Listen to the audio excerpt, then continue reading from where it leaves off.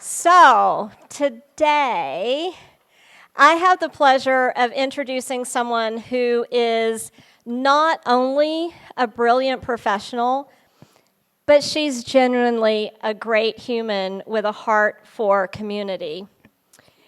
This is Minal Shankar.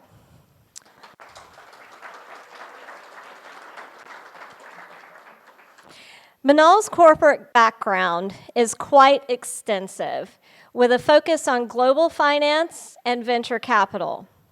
She has a foundation in entrepreneurship and understands the challenges that startup businesses face. With a broad global viewpoint and a wide array of skills, Minal's journey led her here to our rural community in Ukiah. I've had the opportunity to grow to know Minal not only as a colleague, but a friend. Her passion for both business and community is a cornerstone of what drives her and inspires us all. Today, I would like to introduce to you Minal Shankar.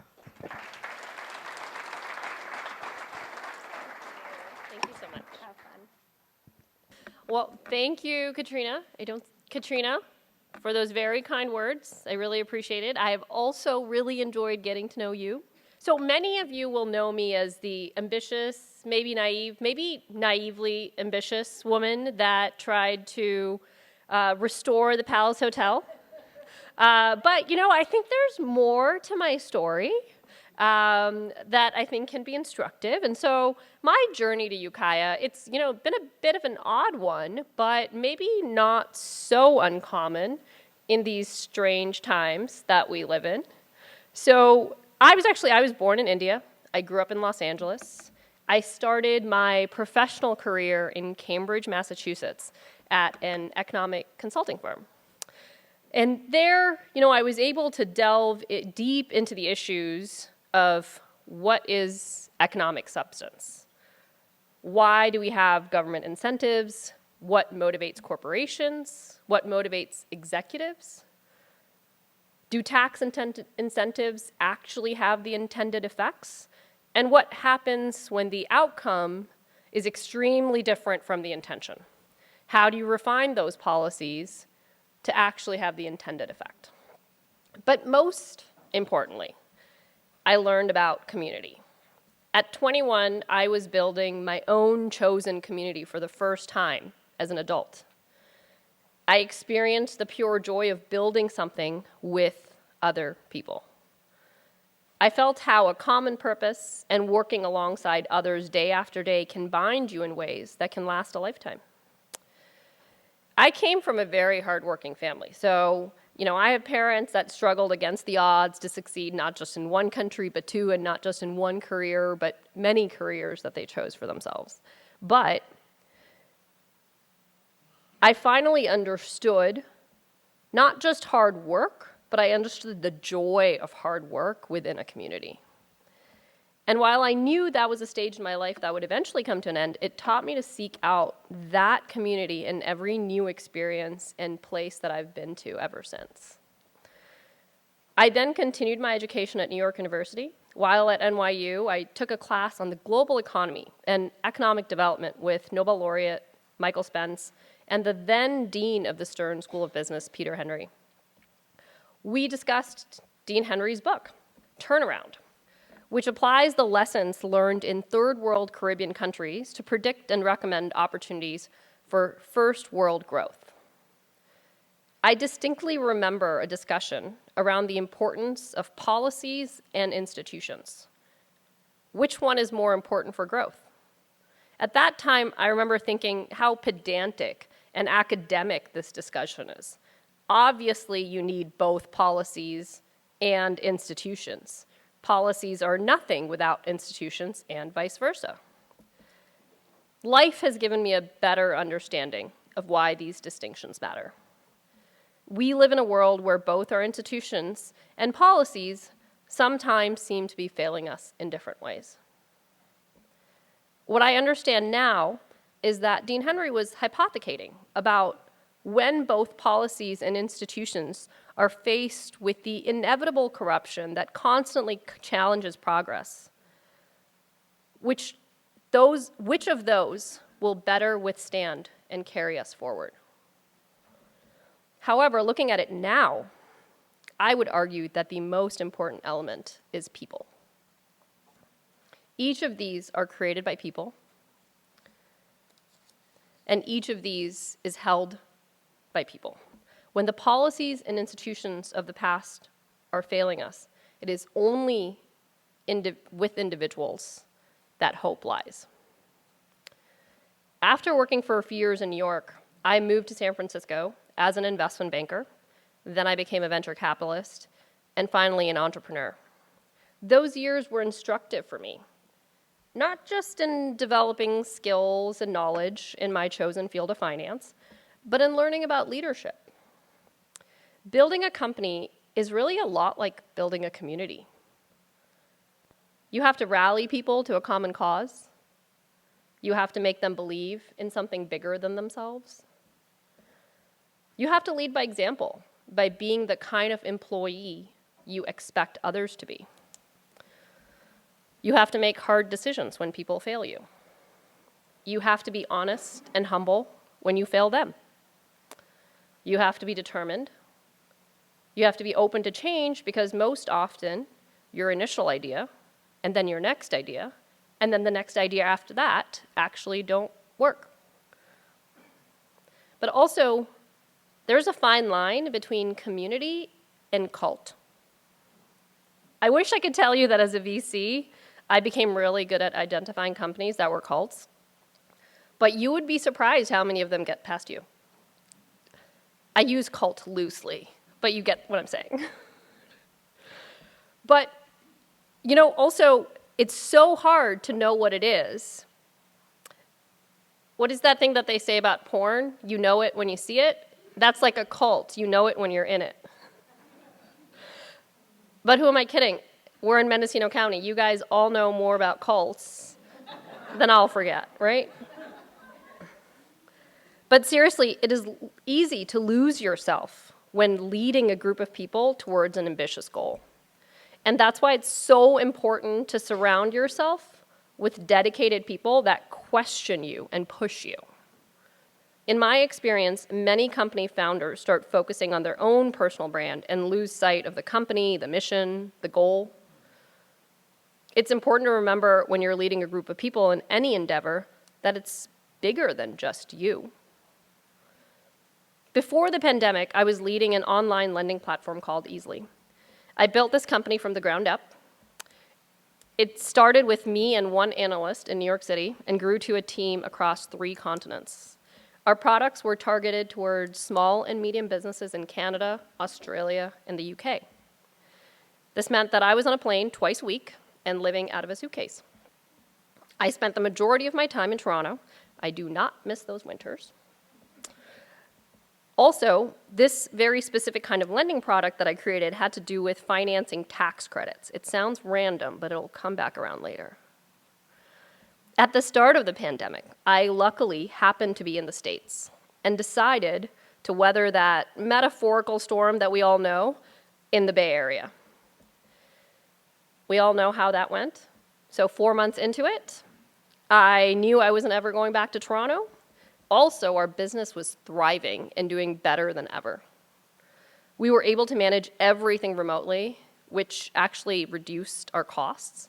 Also made you wonder why you were on a plane twice a week. And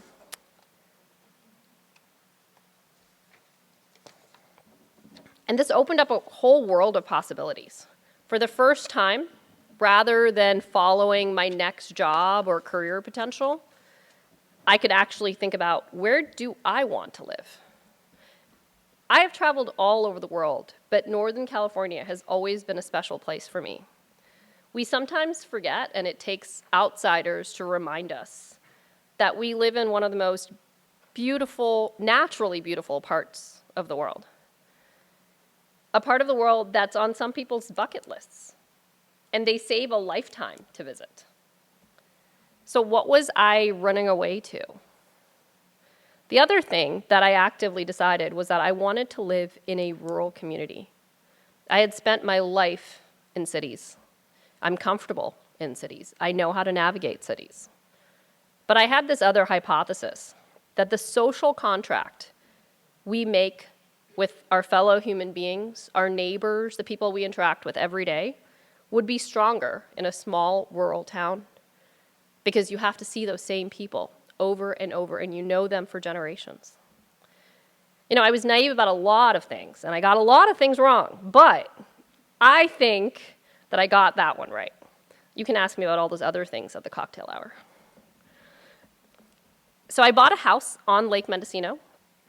I worked from home and very long hours, so it was really hard to make friends. But if there's something I've learned from all my travels, it's how to make friends. I have this philosophy in life that I think some people, mostly my mother, find kind of insane, but I always think, if you get to know me, you're gonna like me. Like, why would you not like me? Of course you're gonna love me. And that's been my motto in life. And so, one day, I walked over with a bottle of wine to my neighbors. I could not have been luckier in the neighbors that I got, in Bruce and Jenny. They had lived on Lake Mendocino for over 30 or 40 years at that point. They took me in like one of their family. I owe them a debt of gratitude in introducing me to this town. That is also where I learned about the Palace Hotel, over another bottle of wine at dinner. And that night, I sat down and started researching what this was all about. And I found out that this was a historical building that had been in Ukiah for over 100 years.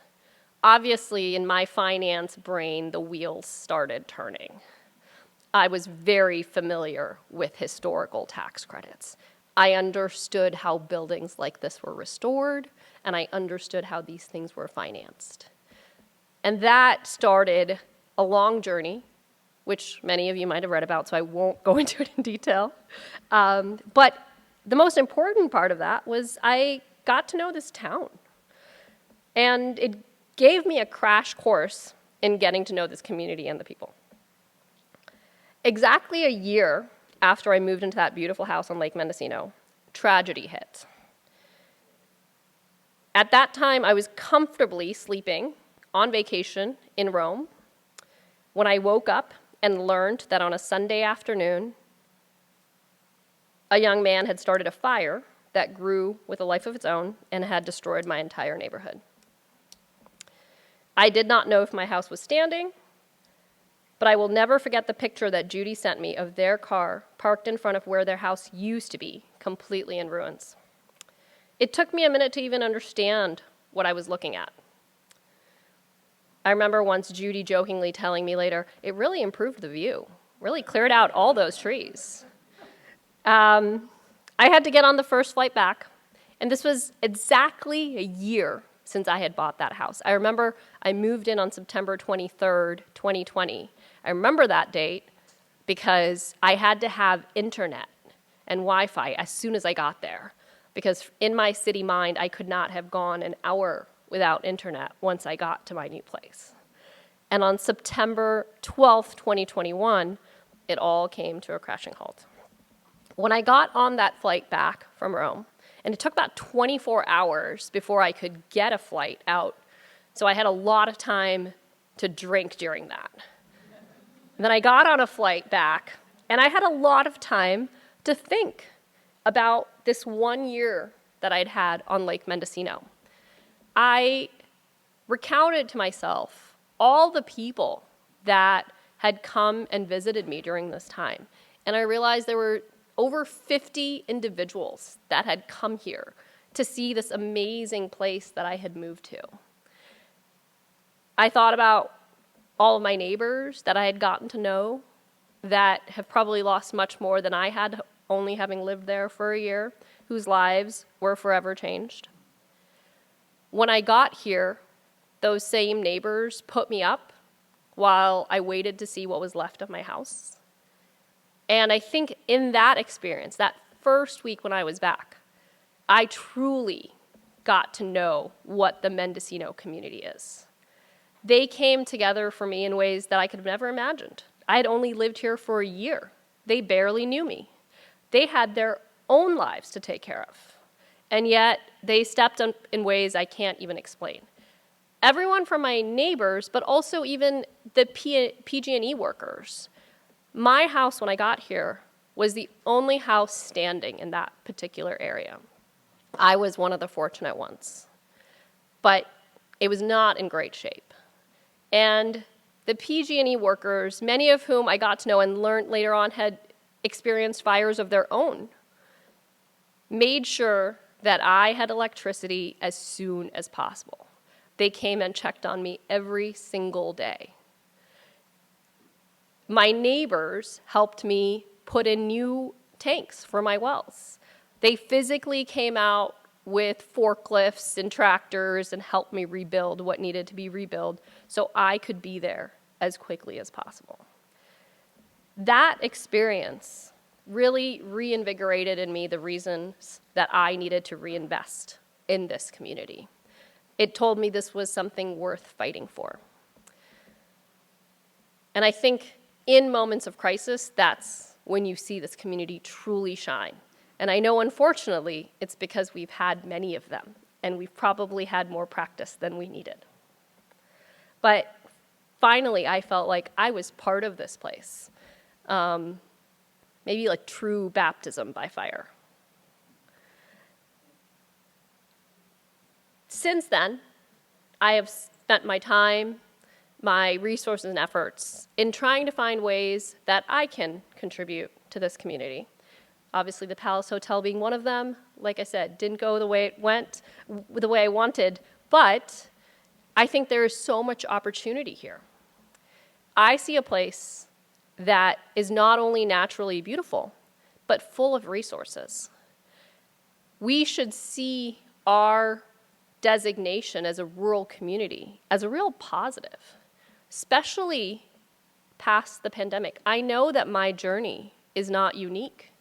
People are seeking out places like this that can really take them in as individuals and make them feel like it's home. And we already have that. Both at a state level and at the federal level, the government is ready to invest in these places as long as we have the vision and ideas for them to invest in. And I really think the number one thing that we need is people.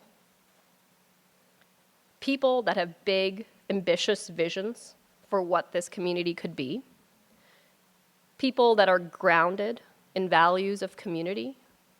People that are intellectually curious. People that are principled. People that don't just want to win, but want to lead towards others towards a more prosperous and better society. I think we have to make sure that we're attracting those people, fostering those ideas, and giving them reasons to stay and build their lives here. Change is scary, especially for those that have benefited from the old and outdated structures. But, in the end, change is inevitable, and it helps all of us to embrace it and find ways of using it to our advantage and to build the kind of community that we really want to see here. Over the last year, working both in Ukiah as well as Mendocino County largely, I have been shown examples of amazing ideas and people behind those ideas that have created real change for our community. I think a lot more change is possible, and unfortunately coming our way because of the times we live in. We have to embrace that change and wield it with determination. I don't know what my next big idea is for this place, but I am sure I will have one. And I hope that many of you do too, and that you find a community around you, and you find the resources in this community that are going to help you make that idea a reality. Thank you.